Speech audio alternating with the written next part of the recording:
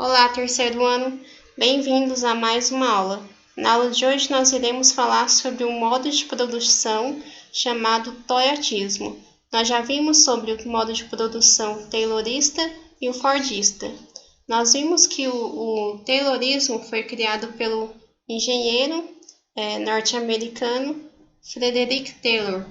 Frederick Taylor queria fazer a racionalização da produção, controlando o tempo. Ele queria que os trabalhadores produzissem cada vez mais em menos tempo.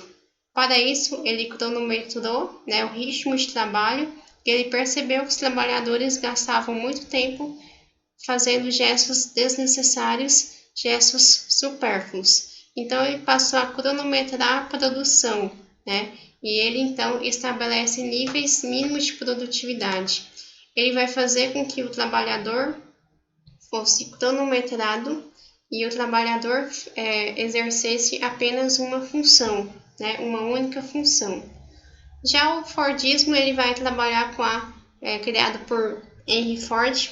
Ele vai criar a produção em larga escala, ele vai criar também a padronização da fábrica e o diferencial do Fordismo que vai ter o uso da linha de montagem, da esteira rolante, no qual a esteira rolante vai ditar o ritmo do trabalhador. Se aumentar o ritmo da esteira, o trabalhador vai aumentar o seu ritmo de trabalho, ou seja, o trabalhador vai trabalhar conforme o ritmo da esteira.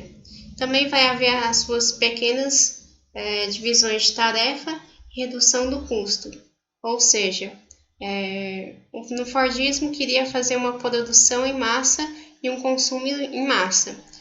Também vai ter a extrema especialização do trabalho, então quem for fazer uma atividade só vai fazer aquela mesma atividade o tempo todo, e vai ter uma padronização da produção que vai se dar através da linha de montagem. Nós vimos que Henry Ford queria fazer uma produção em massa para o consumo em massa. Então agora nós vamos falar um pouquinho sobre o taylorismo, o toyotismo.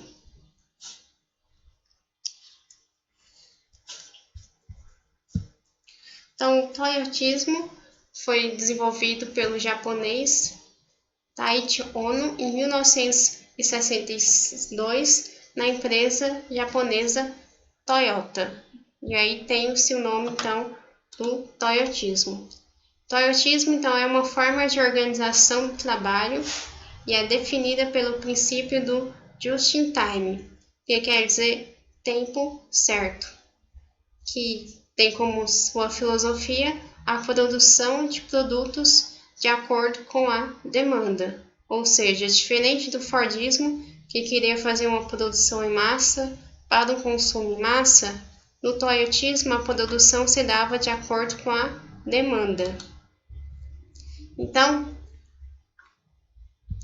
a característica principal desse modelo é a flexibilização da produção, ou seja, em oposição à premissa básica do sistema anterior, que é do Fordismo, que defendia a máxima acumulação dos estoques, o Fordismo queria produção em massa para o consumo em massa, então no Fordismo tinha que produzir cada vez mais e mais e mais, seus produtos eram iguais, para que todos pudessem ter o mesmo produto. O toyotismo já preconizava a adequação da estocagem de produtos conforme a demanda, ou seja, o toyotismo queria um mínimo de estoque, um estoque mínimo, e aí a sua produção se dava conforme a demanda. Então, o toyotismo surge no Japão em virtude das condições geográficas do país e das transformações históricas relacionadas ao término da Segunda Guerra. Assim, dispondo de um espaço geográfico reduzido e de um mercado consumidor menor do que as potências ocidentais, o Japão não consegue se adequar ao modelo fordista de produção em massa. O Japão, devido às suas condições geográficas, ele não consegue gerar um mercado consumidor em massa, ele não consegue, por exemplo, produzir estoques. Então, uma das técnicas mais utilizadas por esse modelo industrial foi a do just-in-time, que significa em cima da hora. Esse modelo funciona na combinação entre os sistemas de fornecimento de matérias-primas de produção e venda. Assim, apenas a matéria-prima necessária para a fabricação de uma quantidade determinada de mercadoria é utilizada e que deve ser realizada em um prazo extremamente curto, né? Ou seja, produção conforme a demanda. Não vamos mais produzir para o consumo em massa, e sim conforme a demanda só. Então, a adoção do just-in-time, as fábricas passaram a economizar dinheiro e o espaço da estocagem de matérias-primas e mercadorias, além de agilizar a produção, ou seja, só iria produzir conforme a demanda, conforme aquilo que a pessoa desejaria possuir. E com isso, os estoques ficaram saturados, não ficavam aquele tanto de mercadoria lá parada, estocada, e a empresa não teria mais prejuízos. Outro princípio é dos 5 zeros, que consistia em 0 atraso, 0 defeito, 0 estoque, 0 panes e 0 papéis. Taishi Ono, que foi o criador do toyotismo, mudou o formato da produção. Antes desse modelo, os operários trabalhavam individualmente. Como no Fordismo e no Taylorismo, o trabalhador sabia fazer a sua função, né, a sua única função repetitiva, né? Se é de soldar, ele só vai soldar, de parafusar, só vai parafusar. Agora eles precisam trabalhar em equipe e saber organizar e controlar o seu próprio trabalho. A organização do trabalho passou a ser horizontal, de modo que os resultados pudessem ser visualizados por todos no final da produção. Não é aquela coisa de que o indivíduo passa 30 anos fazendo uma única função e ele nem sabe o que ele está ajudando a fazer, o que ele está ajudando a produzir. Os produtos, então, são personalizados, e com isso os produtos têm mais qualidade. Algumas características do toyotismo: o trabalho em grupo é priorizado, organização do trabalho horizontal, diminui o desperdício, pois não tem estoque. Trabalho horizontal também não tem aquela coisa da gerência, supervisionando, fazendo com que você trabalhasse cada vez mais em menos tempo. O trabalho em grupo é priorizado, pois o trabalhador é flexível, ele sabe fazer tudo de um pouco, não é aquele trabalhador que só sabe parafusar, O trabalhador também tem mais autonomia. Os funcionários tinham várias tarefas diferentes, não só uma única tarefa. Diversidade da produção, pois os seus produtos não são produção em massa, produção em série. Dificuldade em implementar esse novo modelo em outras empresas. O toyotismo, então, introduz mudanças que permitiram a produção adequada à demanda, produzir só conforme a demanda, produção de estoques, diversidade dos produtos fabricados, automatização das etapas de produção e mão de obra muito mais qualificada e multinacional. Justamente a produção adequada à demanda. Vai produzir conforme a demanda, reduzindo assim os estoques. Seus produtos serão conforme aquilo que o interesse do comprador, ou seja, não vai ter aquelas produções em série, em massa, e uma mão de obra muito mais qualificada.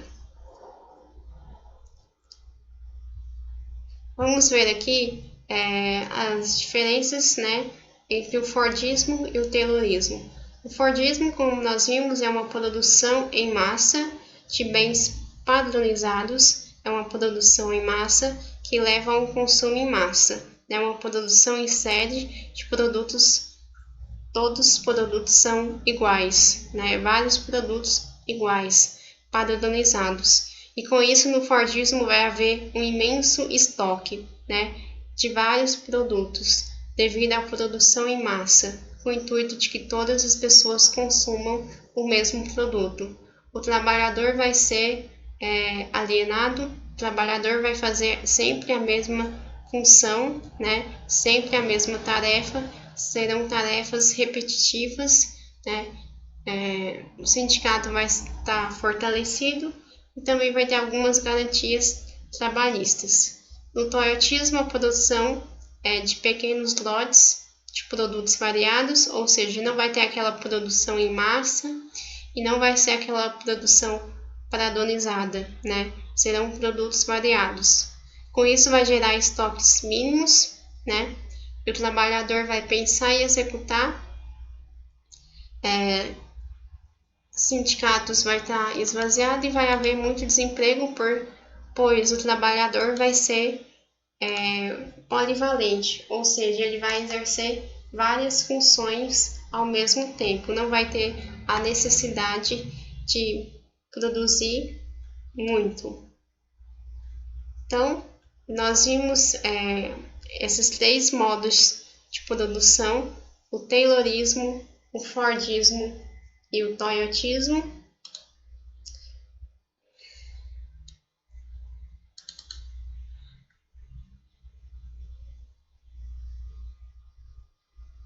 Vamos só lembrar um pouquinho